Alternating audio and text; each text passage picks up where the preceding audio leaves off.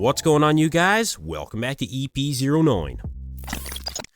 Alright, so we're going to start this one off with an update from Quint Beastwood after deciding to take the entire 2023 season off from competing. It appears that we are getting closer and closer to a show announcement from Quint Beastwood. Now, he hasn't actually confirmed this himself, but on the latest episode of the Bodybuilding Breakdown, I actually was told by Robin Strand, who trains in the same gym with him, that he's considering competing at the New York Pro for his return to the stage in 2024. So that would put him at about 7 weeks out right now. And that would put him going up against guys like Nick Walker, Tony O'Burton, Neckzilla is a potential for that show. You know, we've got Stuart Sutherland, Beef Stew, and these are some very big, very competitive names in bodybuilding. So the question is, how can a guy like Quint Beastwood really do against some of the top names that we're seeing in bodybuilding right now?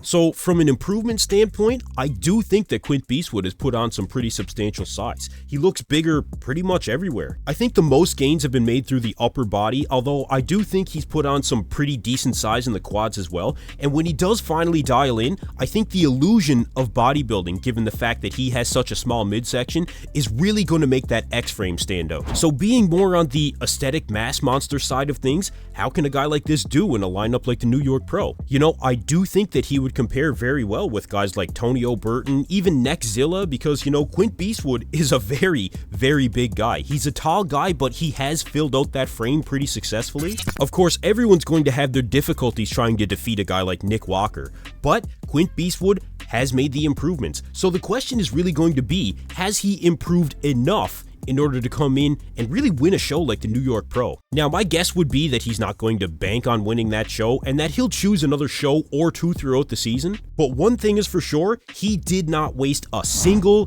day in his offseason. He treated it just as seriously as he would any contest prep. So I'm really excited to see him get back on the stage, and you guys let me know what you think of this version of Quint Beastwood, and where do you think...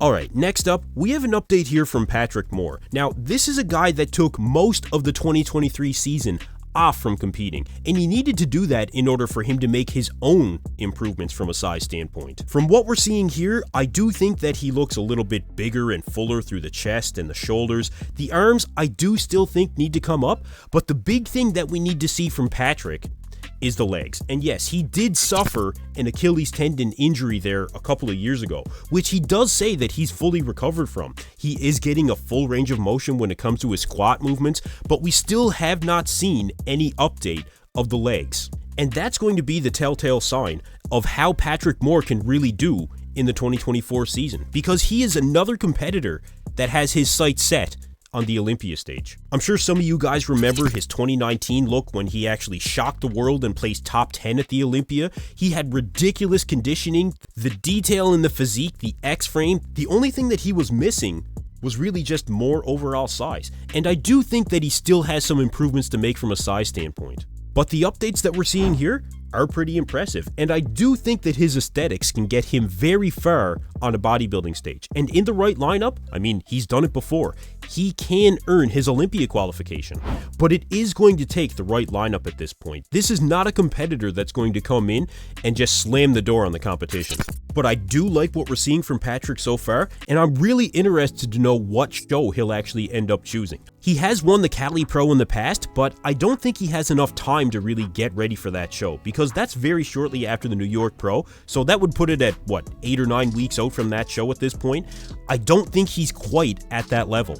He's definitely close, but I do think that he needs a little bit more time. So I think we can expect to see Patrick on stage maybe a little bit later in the season, maybe mid-season. So we'll see if Patrick can ramp things up before his next show, and we'll see if he can come in and prove to the world that he still has an Olympia caliber physique. Alright, next up, we have an update here from Rubiel Mosquera Neckzilla, and this is a guy, like I said earlier, that is planning on competing, as far as we know, in the New York Pro in 7 weeks. Now, I do think that he's at a decent level for being ready in the next 7 weeks. I don't really know yet because we haven't been able to follow this guy through an entire contest prep. He may dial in very quickly.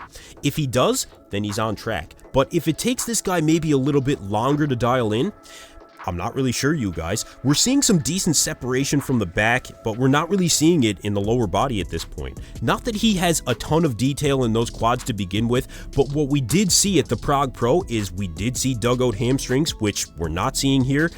And I'm just not sure if he's going to be ready. But with that being said, he does look like he's within striking distance of being able to choose a show, shortly after that. And he is going to be a handful for any stage that he does decide to walk onto, as long as he does bring that razor sharp conditioning. Mass alone will not win you a show in this day and age of bodybuilding. But there's no denying, Rubiel Mosquera is going to make the 2024 bodybuilding season that much more exciting.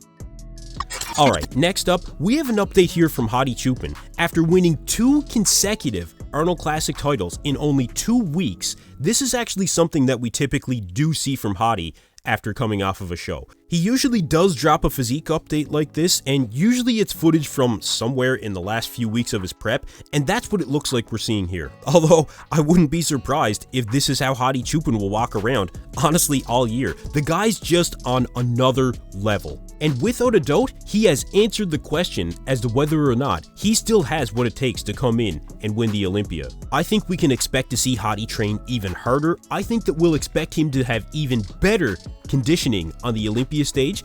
This is not a competitor that you're going to see slack off now that he's won 2 shows. This has got him fired up, and he is going to come in, I predict, with his best physique to date at the 2024 Olympia. He wants that title back. He wants to be the only other person in bodybuilding other than Jay Cutler to lose the title and come back and regain it. And based on what we're seeing here, I fully believe that he has the potential to accomplish that. Now, I actually watched Derek Lunsford's most recent training video, and he did mention that he's going to be ramping up for his offseason at this point so he can make his own improvements. And you know what? He is going to need it. Whatever it is that he's planning on doing, I think he should plan on working even harder, because Hadi is definitely going to be putting in that work. And Derek is a confident champion, rightfully so, but at this point, I mean, so is Hadi Choopan. So Hadi has established very early in the 2024 season that we can definitely expect to see an exciting battle on that 2024 Olympia stage. But I think as of right now, Derek better get to work. Anyway, that's it for me in this video, you guys. Thank you for tuning in to EPzeronine. Be sure to like and subscribe.